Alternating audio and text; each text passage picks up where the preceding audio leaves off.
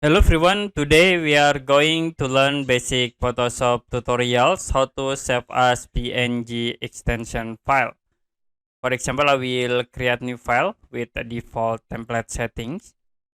Now you can draw simple object. In here I will draw rectangle and the other we create polygon. You can set the color, like I will set into this red color. If you want to save as these objects into PNG, you can go to File, click Export, and then you can use Export as PNG. Or the other option, you can use Export as.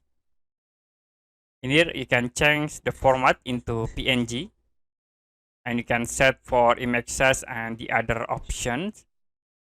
After it, you can click Export, and will be show for the save as folder. You can set the names and then you can click save to save this image into PNG.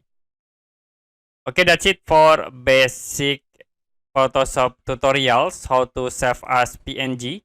And if you have any question about this tutorial, you can comment below this video.